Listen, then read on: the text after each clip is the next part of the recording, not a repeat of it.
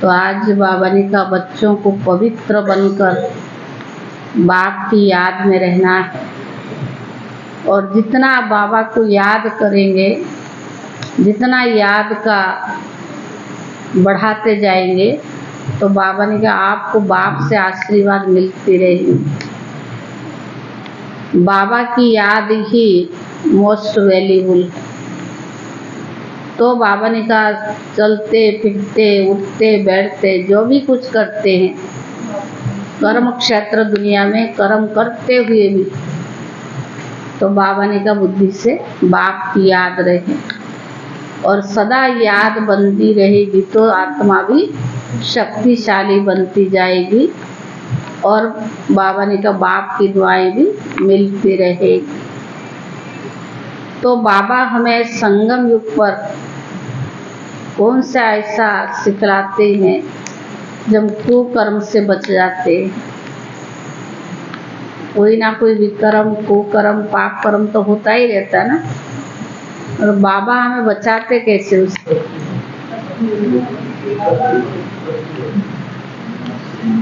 जैसे ज्ञान मार्ग में आते तो बाबा ने हमें कुछ चीजों का परहेज भी बताया है कि तन मन धन सब कुछ हम कहते बाबा तेरा है, तो बाबा ने कहा मैं लेता नहीं हूँ पर अपने पास रखो, पर उसको ट्रस्टी बना करके चलो, क्योंकि जब आप कोई चीज के ट्रस्टी हो जाते हो आपका उस चीज पर फुल अधिकार नहीं होता है।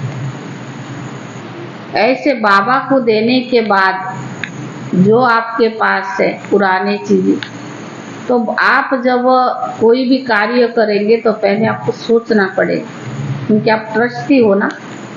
ऐसे कोई भी अज्ञानी आत्मा किसको ना दे जिससे हमारा विकर्म बनता जाए। तो बाबा ने के ख्याल रखना कि जब हम ट्रस्टी बन गए तो बाबा ने कहा वो चीज बाबा को बिना पूछे आप यूज नहीं कर सकते। सारे मीठे बच्चे जितना याद में रहेंगे पवित्र बनेंगे, उतना पारलोक की माता पिता की दुआएं मिलेगी।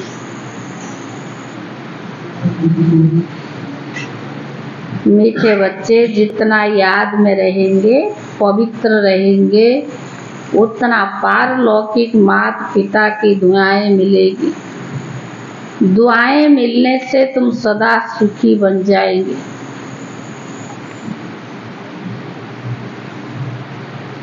प्रश्न है,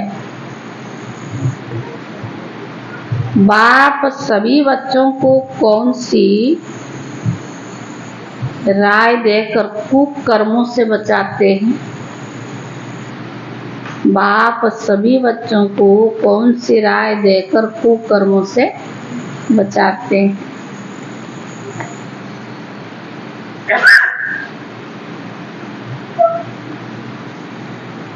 उत्तर, बाबा राय देते बच्चे तुम्हारे पास जो भी धन दौलत आदि है वह सब अपने पास रखो,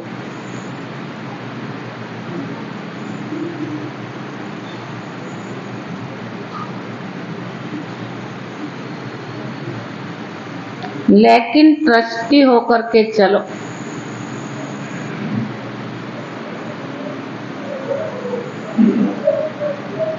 तुम कहते आए हो भगवान ये सब कुछ आपका है,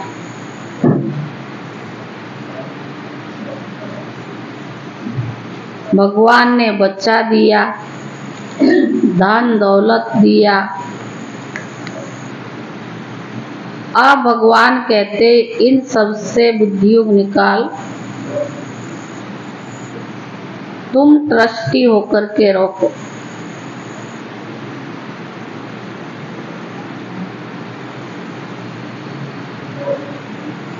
और भगवान कहते इन सब से बुद्धियोग निकाल, तुम ट्रस्टी होकर के रखो।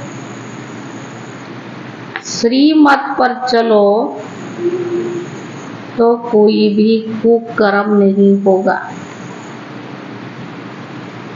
श्रीमत पर चलो तो कोई भी कुकर्म नहीं होगा, तुम श्रेष्ठ बन जाएंगे।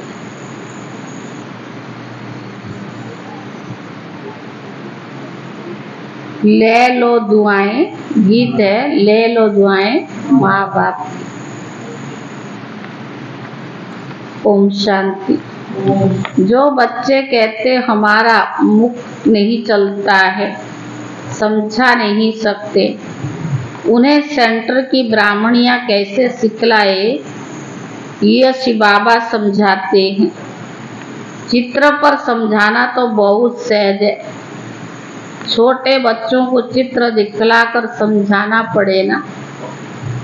ऐसे नहीं क्लास में सब आकर बैठे हैं और तुमने मुरली शुरू कर ली, नहीं।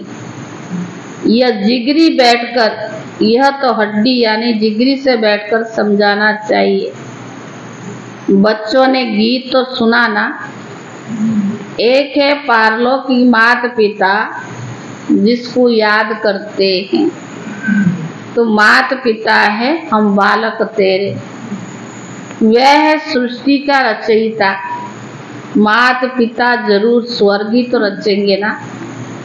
सतयुग में स्वर्गवासी बच्चे होते हैं, यहाँ के माता पिता खुद ही नरकवासी है, तो बच्चे भी तो नरकवासी पैदा करेंगे ना।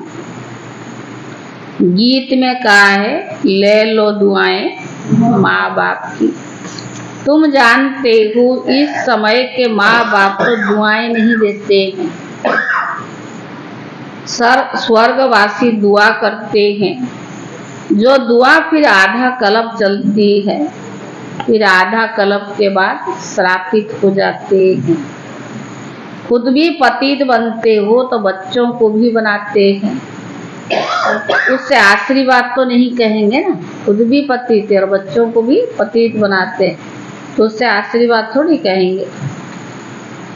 श्राप देते देते भारतवासी श्रापित हो गए हैं। कितना दुखी दुख है। इसलिए मात पिता को याद करते हैं।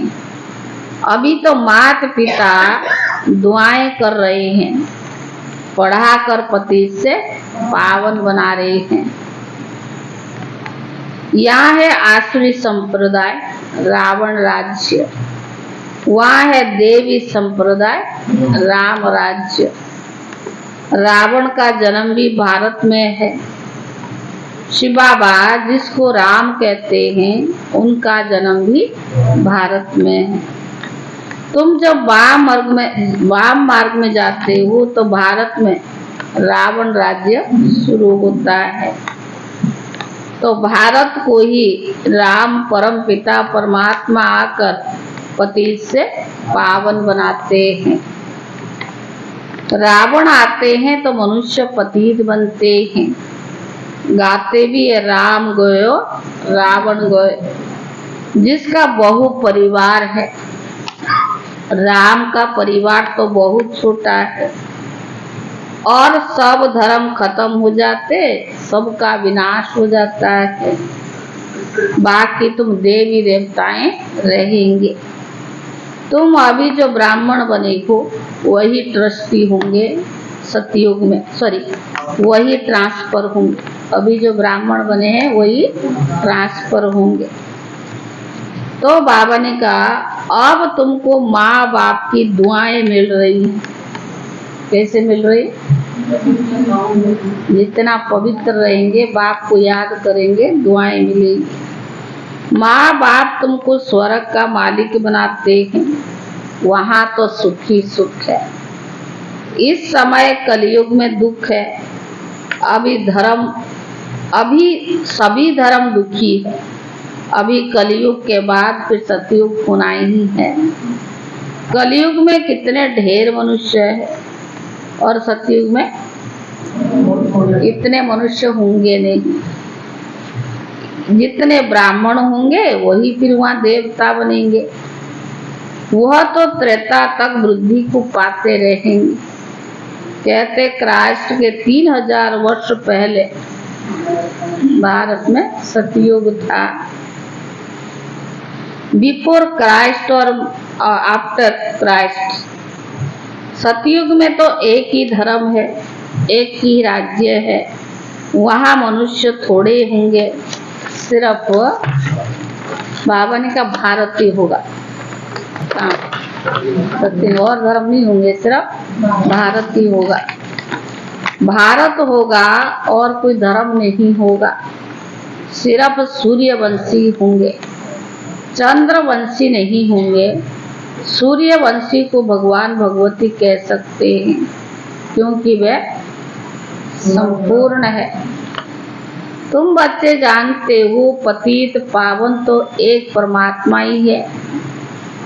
चक्कर के चित्र की तरफ इशारा देखो। बाप ऊपर में बैठे हैं और ये ब्रह्मा द्वारा स्थापन करा रहे हैं। अभी तुम पढ़ रही हो ना, जब इन देवताओं का राज्य होता है तब और कोई धर्म नहीं रहता है। फिर आधा कल्प के बाद वृद्धि होती जाती है, ऊपर से आत्माएं आती जाती है, वर्ण बदलते जाते हैं, जीव आत्माएं बढ़ती जाती है। सतयुग में होंगे 9 लाख, फिर कितना होंगे? फिर बाबा ने कहा करोड़ होंगे, फिर वृद्धि को पाते जाएंगे। सतयुग में भारत तो श्रेष्ठाचारी था, अभी भारत भ्रष्टाचारी है। ऐसे नहीं, सब धर्म वाले श्रेष्ठाचारी बन जाएंगे। कितने ढेर मनुष्य हैं। यहाँ बाबा ने कहा यहाँ भी भ्रष्टाचारी से श्रेष्ठाचारी बनने में कितनी मेहनत लगती है।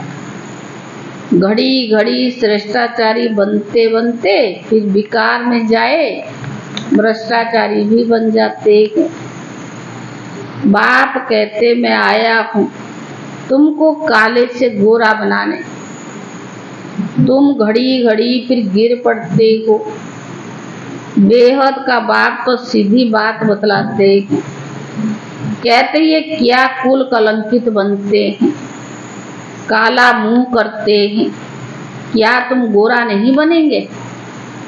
बाबा पूछ रहे, तुम आधा कल्प श्रेष्ठ थे, फिर कलाएं कमती होती है जाती है। कलयुग अंत में एकदम, बाबा ने कहा कलयुग अंत में एकदम कलाएं पूरी खत्म हो जाती है। सतयुग में सिर्फ एक ही भारत होता है। अभी तो सब धर्म है। बाप आकर फिर सतयुग की श्रेष्ठ सृष्टि स्थापन करते हैं। तुम बच्चों को भी श्रेष्ठाचारी बनना है। श्रेष्ठाचारी कौन आकर बनते? ब्राह्मण में भी कल्प पहले वाली कौन? बाबा ने कहा ब्राह्मणों में भी जो गरीब, बाप है ही गरीब निवाज, इसमें पैसे की कोई बात नहीं। बेहद के बाप के पास श्रेष्ठ बनने आते हैं, तभी लोग कहते तुम यहाँ क्यों जाते हो, कितने विघ्न डालते हैं। तुम जानते हो इस रुद्र ज्ञान यज्ञ में असुरों के विघ्न भी बहुत पड़ते हैं, अबलाओं पर अत्याचार भी होते हैं। कोई भी स्त्रियां बहुत तंग, बाबा ने कहा कई जगह स्त्री भी तंग करती है, विकार के लिए शादी करते हैं। और बाप काम चिता से उतार ज्ञान चिता पर बिठाते हैं। जन्म जन्मांतर का कंट्रास्ट। इस समय है ये रावण राज्य। गवर्नमेंट कितने साधवाने करती है, रावण को जलाते हैं, खेल देखने जाते हैं। अब ये रावण आया कहाँ से?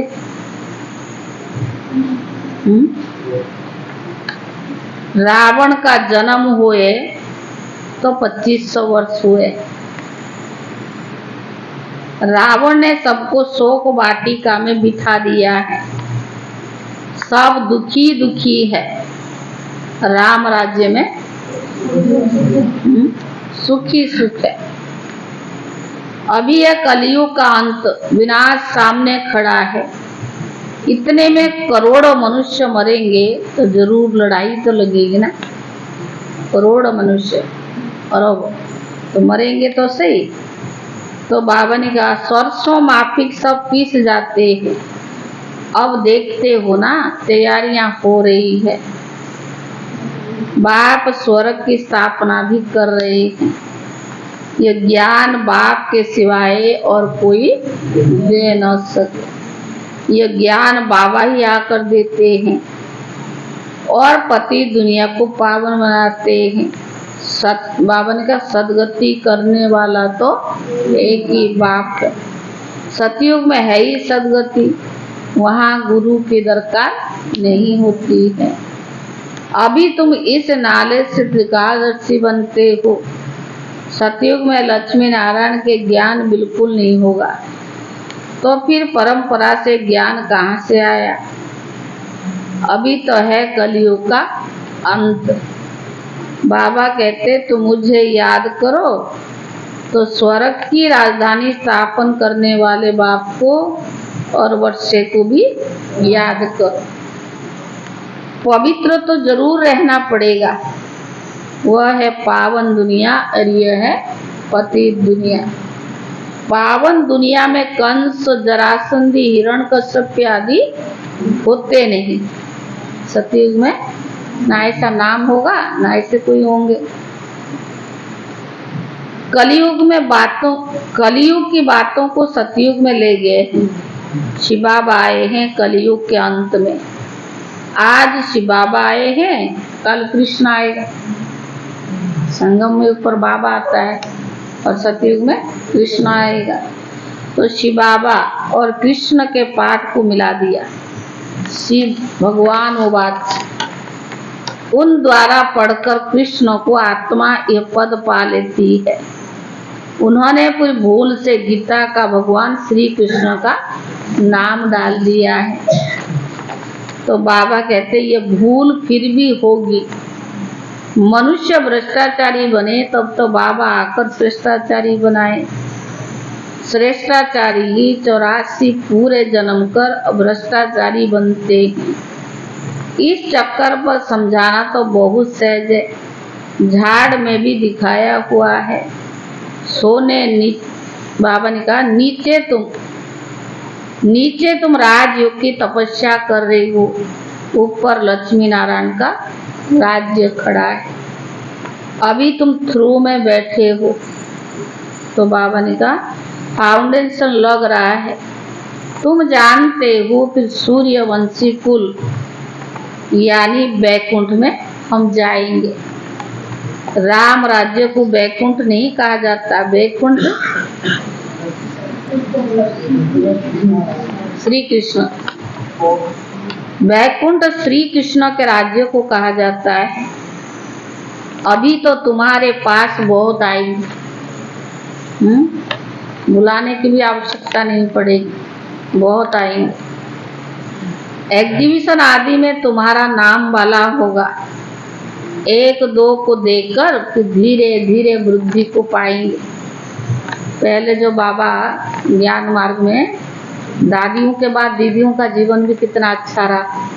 उसके बाद भी जो पीढ़ी आए वो फिर भी मजबूत निकले। अभी तो मजबूत नहीं, क्योंकि उस समय बहुत मुश्किल कोई बाबा की बच्चा बनता और इतना ज्ञान को सुनकर धारण करना नशा रहता था। जो कोर्स कराते थे उसके बाद पूरी नियम पर चले, उसके लिए प्रयास भी बहुत करते थे। अब तो क्या है ना, आते भी बहुत है, चलते भी ऐसे ही है, कहीं चले भी जाते कहीं रहते भी है, क्योंकि चला चली का समय है ना। उनके जीवन में सिर्फ थोड़ा बहुत ज्ञान है, धारणाएं नहीं है, चलने में भी असमर्थ होते। तो बाबा ने कहा चित्र पर किसको समझाना बहुत सहज है। सतयुग की स्थापना भगवान ही आकर करते हैं और पति दुनिया में है, सांवरे से गोरा बनाते हैं। तुम श्री कृष्ण की राजधानी की वंशावली भी हो तो प्रजा भी हो। वंशावली में सब आ जाते हैं ना, राजा रानी, रॉयल फैमिली में और भी प्रजा भी होते बहुत। बाप अच्छी रीति समझाते हैं। निराकार शिव बाबा आत्माओं को बैठ समझाते हैं कि आप मुझे याद करो। यह है रूहानी यात्रा। है आत्माएं, तुम अपने शांति धाम निर्वाण धाम को याद करो तो स्वर्ग का वर्षा तो मिलेगा ही। अभी तुम संगम युग पर बैठे हो। बाप कहते बच्चे मुझे और अपने वर्षे को याद करते हो तो तुम यहाँ स्वर्ग में जरूर आ जाएंगे। बाप को और स्वर्ग को वर्षा को याद करते हो तो जो जितना याद करेंगे, जो जितना पवित्र रहेंगे उतना पद भी ऊंचा मिलेगा। तुमको कितनी बड़ी दुआएं मिल रही है।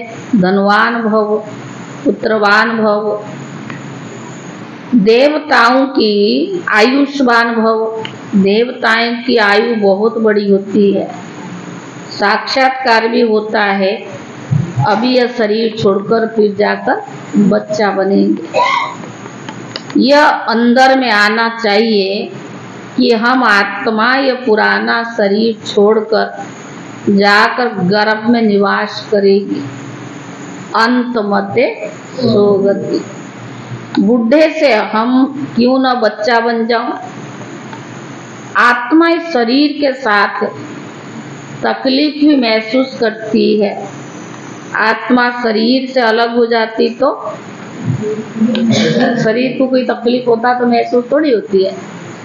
अगर कोई तकलीफ में आत्मा शरीर से अलग हो तो आत्मा को कोई तकलीफ महसूस नहीं होती।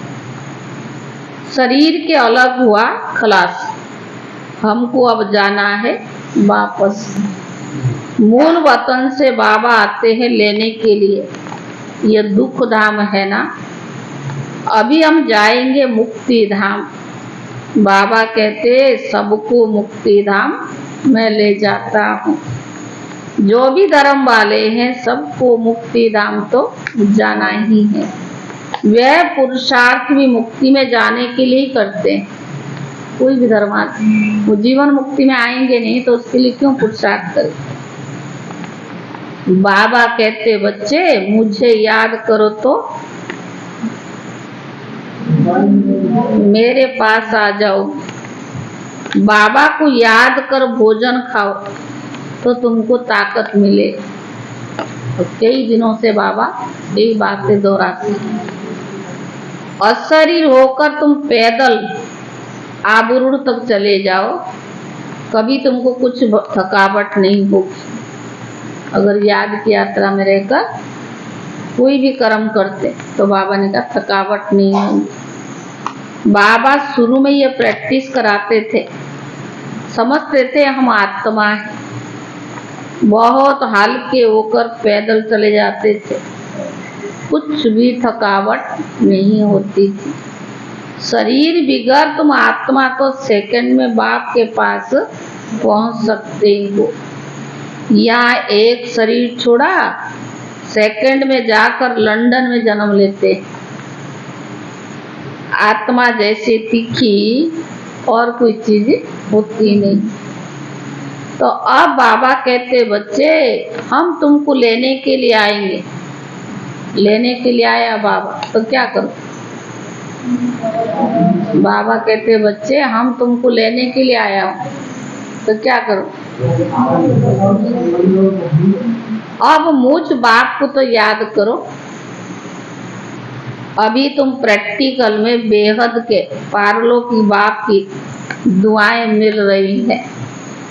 बाबा बच्चों को श्रेष्ठ से श्रेष्ठ मत भी दे रही है।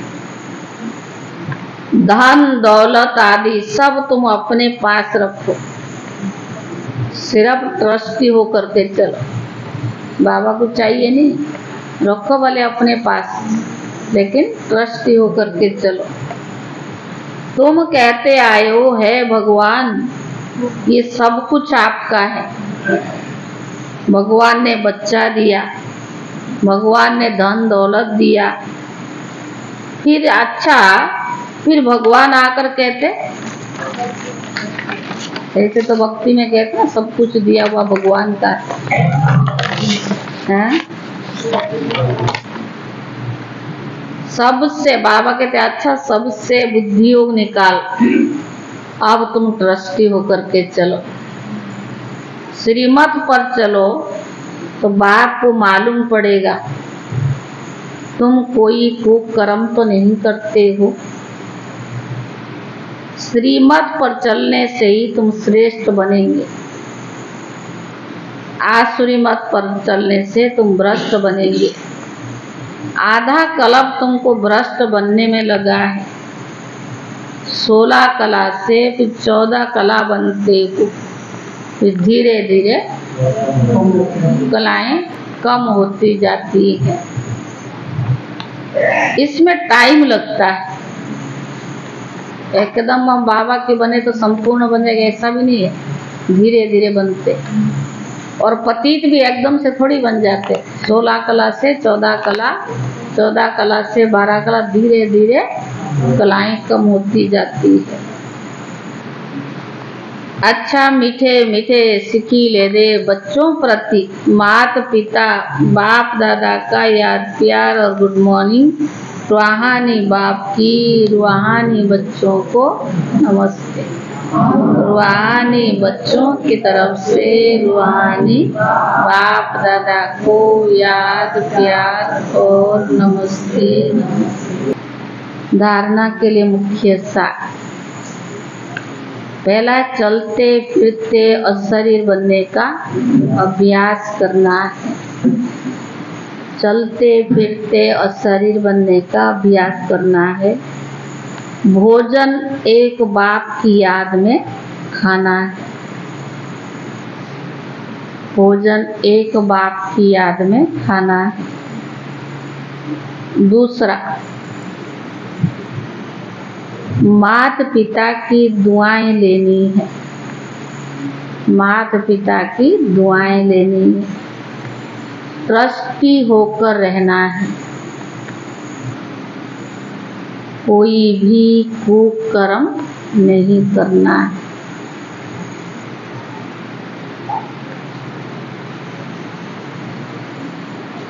वरदान, अनासक्त बन। लौकिक को अनासक्त बन, लौकिक को संतुष्ट करते हुए भी ईश्वरीय कमाई जमा करने वाले राजयुक्त भव।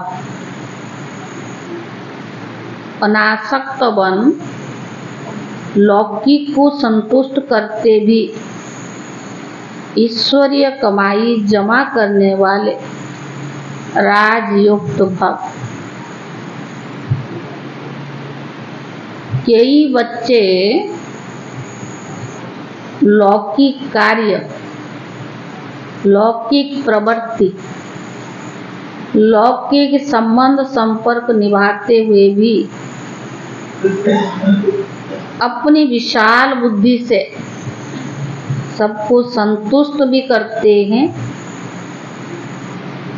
कई बच्चे लौकिक कार्य, लौकिक प्रवृत्ति, लौकिक संबंध संपर्क निभाते हुए भी अपनी विशाल बुद्धि से सबको संतुष्ट करते और ईश्वरीय कमाई का राज जानते हुए विशेष हिस्सा भी निकाल लेते हैं।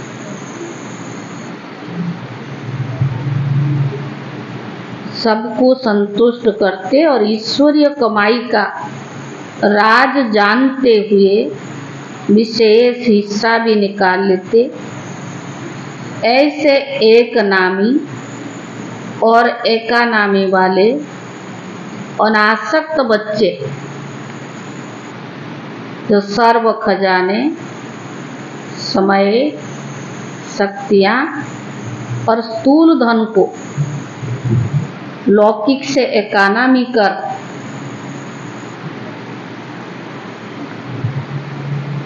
अनासक्त बच्चे जो सर्व खजाने, समय, शक्तियाँ और स्थूल धन को लौकिक से इकोनॉमी कर अलौकिक कार्य में प्राक दिल से लगाते हैं।